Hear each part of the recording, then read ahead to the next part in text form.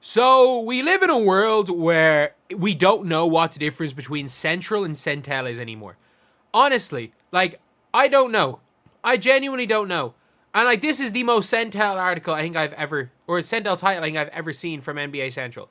And obviously, it turns out that it is fully central, not centel. But like, we can't even tell the difference anymore. But before we get on to, if you guys aren't new to the channel, subscribe. Thank you guys so much for 4,000 subscribers. Like, if we can somehow get to like 4.2k by the end of the day, we're 81 off. That would be absolutely insane. Like, we went from 500 subscribers yesterday. Thank you guys so much. Like, my goal was 5k by Christmas. And our goal, if we could somehow manage to do it, 5k by the end of this month.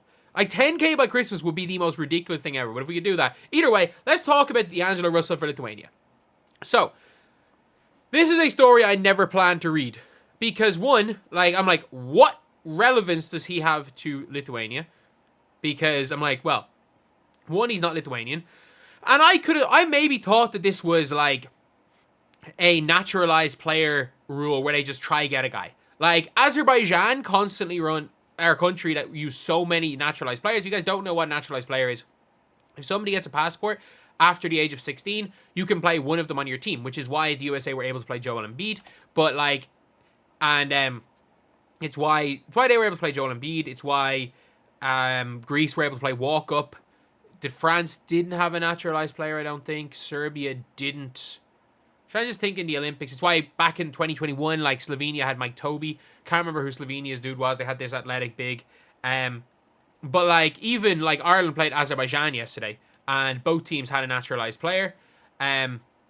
We had Neil Quinn, whose dad is Irish, as our naturalized player, and Azerbaijan had Jordan Davis, who is most clearly not from Azerbaijan. But like, you've heard stories like countries just willing to give some countries willing to give passports to anyone. I remember J.C. Carroll was with Azerbaijan for a while, and then there was with Armenia.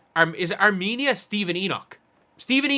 Like, I don't know what he's doing in basketball now, but he was projected at one stage to be an NBA player. He just got an email from his old coach being like, want to play in the Euros for Azerbaijan and like, or for Armenia. And like, my housemate played against the guy. So it's like, it's one of those things that is very, very common. But him to Lithuania is a mad one. I can't believe it's not Sentel. Sentel has done irreversible damage. And the thing is that supposedly his wife is of Lithuanian, or his partner is of Lithuanian descent. And I'm not sure that's enough. Like, and my favorite part about this is that it's D'Lo reaching out to Lithuania. D'Lo's contacting Lithuania. Man, can I play for you guys? Because he knows he'll never get into America. I'm shocked that he's never played for USA. I'm actually shocked that he's never actually played for Team USA. Because if he's played for Team USA, then no, he was just with like the select squads and stuff. So yeah, unless you've actually competed for Team USA, he can go and play for Lithuania if he wants, if they will give him a passport. But it is going to be interesting that which would open a possibility for a path to citizenship, which is required for playing for a country internationally. President's institution are aware of the player and his connection to Lithuania. Formal citizenship have not yet been started. The president's representative sold McCain. So they know that he has some link to Lithuania, and supposedly the president doesn't really want him playing for Lithuania. But like, I know some countries are really against naturalized players. I don't know about Lithuania, but I know Latvia. The Bertans brothers have said if you brought in a nationalized player, we won't play anymore. So it is an interesting one. I think it's extremely unlikely, but this is something that has a bigger thing. Like, what has happened? This has been the Sentel week. I'm sorry. This is 48 hours. ESPN will air an alternate Mickey Mouse broadcast. Paul George releasing a podcast talking about the players-only meeting. He released a podcast about his team's downfall. People close to Joel Embiid think he wants to find a snitch like he's Harry Potter. And then, obviously, D'Angelo Russell has reportedly expressed an interest to join the Lithuanian national basketball team. Like, this is the most Sentel week I've ever seen. Like, are we living in a simulation? Are we actually living in a simulation? I genuinely saw that and I'm like, he wants to play for who? And obviously when I read into it, I'm like, okay, fair enough. Yeah, he just wants to go play in the Olympics. One, did Lithuania even make the last Olympics? I don't think they did they? I'm not mistaken. I think they lost to, was it Puerto Rico?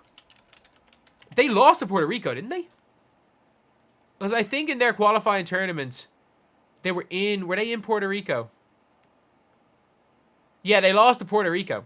They beat Italy, which was like the big one. I think everyone kind of expected it to be Italy or Lithuania to go through, and they beat Italy and then lost to Puerto Rico, which was a mental one.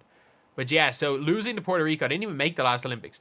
Like, they're like, he wants to join the national team. And like the talk is, oh, I want to join the national, I target the 2028 LA for Olympics. Man, they mightn't even qualify for the Olympics. I'm sorry, like, the automatic qualify, like, Spain needed to qualify. Spain, they had to beat the Bahamas, which was a game. Like, the Bahamas are going to be good. Like, you're forgetting Spain are going to be good. It's so hard to qualify for the Olympics. Automatic qualifiers. USA are going to qualify automatically, more than likely. Canada are going to qualify automatically. I would say Serbia, Germany are going to qualify automatically. And then from Afrobasket, it's probably going to be South Sudan again. And whoever the hosts are America. So they're automatically qualified. And because America automatically qualifies the host, does that mean someone else in the region will automatically I don't know with that one. But like, the likes of Latvia, Brazil are still going to be good. Latvia are still going to be decent. Spain, Bahamas, Slovenia, Croatia, Greece. Like, countries that didn't make it were Croatia, Lithuania, Italy. And some of these countries are getting better. So, he's targeting a tournament that they have not yet qualified for as his debut. Which they might not do. Like, that's my favorite part about this. He wants to play in the Olympics. Obviously, reading into it, he wants to play in the Olympics. And it's like, man, they haven't even qualified for the Olympics. And they may not do it. Like, there's no guarantee. But I will say, though, a starting lineup of, if D'Lo goes and plays the 2, and you've got Jokubaitis at the 1, you got D'Lo at the 2, at the 3, you've got Matas Buzelis, at the 4, you've got, like, a Sabonis, and then, oh, what's the other dude's name? There's another Lithuanian guy that's going to be drafted high in the draft this year, the guy from Illinois.